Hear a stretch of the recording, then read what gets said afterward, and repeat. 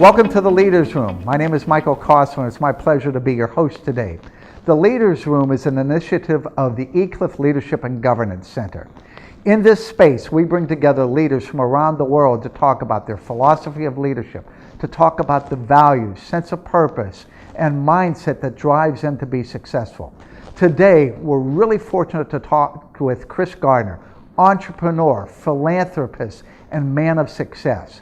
His story has been characterized like a Horatio Alger novel, of riches to rags and rags to riches type of story. Today we'll be talking with Chris and about his incredible experience and his life today. Chris, welcome to the Leaders Room. Michael. How you doing? Thank you, man. Now, look, you know what, that introduction was so cool, but that part about going from riches to rags, I don't know anything about that part. No, I don't want to see that part. All right.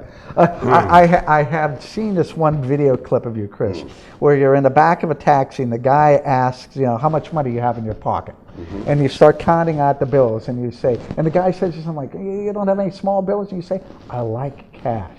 so that tells me something about you. Well, you know what? You're talking to a guy, and I know you're aware of this, who at one point having $10 extra was a big deal. Right. $10 extra meant I could breathe for a minute, right? And hey. So Chris, for our listeners and viewers, can you give us a 2 or 3 minute kind of synopsis of your story? I don't know if I can do that succinctly, but I can say this. What I do know is that it's not about me. Mm-hmm. It is a universal story of everyone who ever was given permission to dream. Right. Everyone who ever was given permission that, well, you can do this. You can be this. Given that permission and took it and believed it. Mm-hmm. And have been blessed to, at this point, not just giving it to my children, but being in a position to give it to another generation. Mm-hmm. And to share that permission to dream all around the world. Mm-hmm. And that's why I'm honored to be here in Kuala Lumpur today with you. And I say that in all sincerity. People ask me a lot of times, well, where are you going next, or where have you been? Doesn't matter. All I know is right here, right now, Kuala Lumpur, Malaysia, and I'm absolutely honored to be here. So thank you again for having me. Thank you. So Chris, what drives you? What are the values that underpin everything that you do? Let me answer that question this way. Yeah. Let me tell you about the 2 biggest decisions I ever made in my life. Mm-hmm. Number 1, I made a decision as a 5-year-old boy that when I grow up, become a man and have children, my children are going to know who their father is. Right. That became the most important decision that I've ever made in my life. And that's the reason we're sitting here right now having this conversation. Mm-hmm. Number 2, because I was given permission to dream from my mom, I made another decision, and that decision was I was going to become world class at whatever I did in my life. Not good at it, not pretty good at it, but world class at it. Yeah. And when you say what drives me, that's what drives me to this day. Mm-hmm. One of, if not the most important thing in the world for me right now, personally, I want to see myself in my 2.0 version. I want to see the 2.0 version of me, mentally, physically, emotionally, spiritually, and financially. I want to see me hitting on all 12 cylinders. I've hit on 8 out of 12, 9 out of 12. I've hit on 10 out of 12. But I don't know if I've ever hit on all 12 cylinders simultaneously on command. So that's what drives me. Okay, all right. So at eCliff, we talk a lot about leadership energy, and that there are 3 sources of leadership energy. One's values, which was the question I started to ask you about. One's sense of purpose, why am I here? Mm-hmm. And the other is the mindset.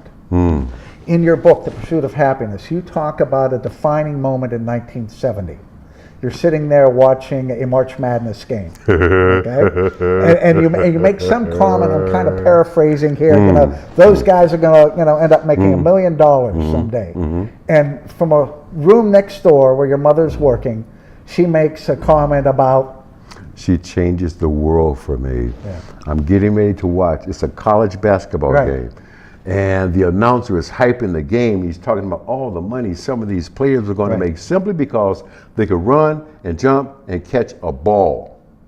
And I said out loud, talking to the television, I said, wow, man, one day that guy's going to make $1 million. Thank God, Michael, my mom heard me say it, because she said, son, if you want to, one day you can make $1 million. Whoa. Until she said those words, the thought never entered my mind. After she said them, the thought never left my mind. That had become part of what I call my spiritual genetics.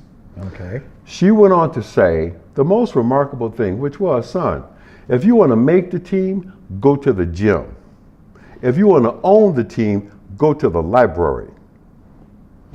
Whoa. You know what makes it so remarkable right this moment today is earlier this year, I failed in an attempt to buy an NBA franchise. I'll put together a group to buy the Atlanta Hawks of the National Basketball Association. We bid $700 million. $700 million, second highest price ever offered for an NBA franchise, and lost. I'm like, Mom, you didn't tell me about this part.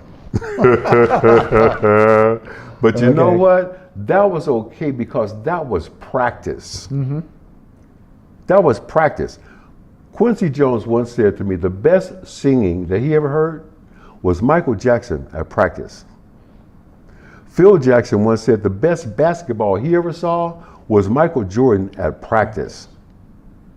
I like practice. I'll be back. So what are you practicing for? I'll be back. That's all I'm going to say. Okay. I'll be back. Trust me. Remember we had this conversation, okay? Okay. All right. Okay. So your values, your mother said, you know, dream big. Dream whatever you want to dream and believe that you can achieve that. Actualizing that is something else. And along the way, you know, you're noted for having run into a lot of barriers and hurdles that you had to overcome, where people literally said, why do you have the audacity to dream those types of things? Yeah. How did you overcome that? I didn't listen to him. You didn't listen to them. I could hear the voice. I could hear my mom's voice. I could hear those words, you can do or be anything. I will also never forget hearing Dr. Martin Luther King Jr. once say, he was speaking to a group of sanitation workers in Memphis, Tennessee. As a matter of fact, it was the night before he was assassinated. And he was saying to these garbage men, whatever you're going to do with your life, you should seek to become the best at it. His exact words were, if you're going to be a garbage man, you should seek to become the best garbage man. Those lessons from my mom, those words from Dr. King, I knew all I got to do is find my button. What is that one thing that just turns me on? And I talk to people about this all around the world, and the truth is, I cannot tell anyone how to find their button, but I do know this. A lot of us already know, we're just afraid to push it. Why do you think that is? We're afraid to push it because some people might not dig it. Some people might not say it's okay. Some people are going to say, you're going to do what? Why are you going to do that? Forget that. We've got people in this room right now, journalists. At some point, somebody in this room made a decision, I'm going to be a journalist. I'm going to be a writer. Right. And at some point, somebody in their lives probably said to them, a what? Writer? How are you going to pay the rent? Who's a writer? Right? But we got journalists sitting here right now because they believed. You got to be able to see it with the eyes in your soul. You might not physically be able to see it, but if you see it with the eyes in your soul, nobody's got to dig it but you. And I don't mean that in a disrespectful way. Right? Nobody's got to dig it but you, man. And I have to tell you, I've just been so blessed, Michael, and I'm so thankful and humble. And I will never, ever, ever be able to repay some of the blessings that I've been given, because I was able to convince some others that, yeah, I can do this if you give me the opportunity. All right? I mean, I don't want to belabor the point, but I'm thinking of two guys that 30 years ago gave me an opportunity to work on Wall Street when nobody else would. Right. Those two guys today are two of my best friends. Okay. So Chris, I'm imagining though that there's some people either watching or listening to this recording that are saying, this guy is way too positive. It couldn't have been as easy as it almost sounds like. Who said it was easy? Well, okay, so there had to have been at least one dark night of the soul in your journey, maybe multiple dark nights of the soul. Absolutely. How did you pull? What was the mindset, Chris, that pulled you out of that? I will say this. Okay, let's go back. Let's go back to a point in my life where I was at my absolute lowest emotionally, financially, spiritually, in the darkest moment. Spending nights in that train station washroom with my little boy. Right. What a lot of people don't know is, in the film, Jaden Smith plays my son as a 5-year-old. In reality, my son was 14 months old. He was still in diapers. Yeah. Right? And there was a highly polished piece of sheet metal over the sink. It wasn't a mirror, but it served as a mirror. And I had to wash my little boy every day, and I had to ask myself, why did this happen? Why did that happen? What's going to happen next? The hardest question, Michael, I had to ask and answer every day was, how did I get here? And the answer was more brutal. The answer was, I drove here. I had something to do with the situations and circumstances that had become my life. I drove here, and there was something very empowering about that. Right. Something very liberating, because I knew the second I said it, whoa, well, if I drove here, then I can drive out of here. You can't change something until you own it. I drove here. And to the people who say, well, he's just too positive, look, I've had my dark days. Right. I've had challenging times. I'm coming off of them, probably emotionally, the most challenging experience of my life. I lost the love of my life to brain cancer 3 years ago. And there's a darkness that comes with that. Yes, sir.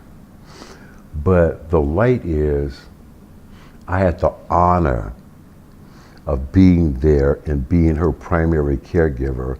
I had the honor of her knowing, no, baby, I'm right here. Is that Holly? Holly. So one of the things that I noticed earlier today when you were prepping for the conference that starts tomorrow, every time her picture came up, you just stood and you looked there silently. Oh, man. I was at the back of the auditorium thinking, what's the story behind that? That was Holly. That was all. And you know what, man, let me tell you something. 20 years. And some of the last conversations that she and I were having was her saying to me, now that we can see how truly short life can be, what are you going to do with the rest of your life? That's not just a rhetorical question at that point. Right. What are you going to do? What are you going to do? What are you going to do? What am I going to do? I'm going to start living my own advice. I've written books about it. I've talked about it. I said it here tonight. If you're doing something you're not truly passionate about, you're compromising yourself every single day. That's why I'm trying to get to the 2.0 version of me. What are you going to do with the rest of your life? I'm going to be the best me that I could possibly be. Okay.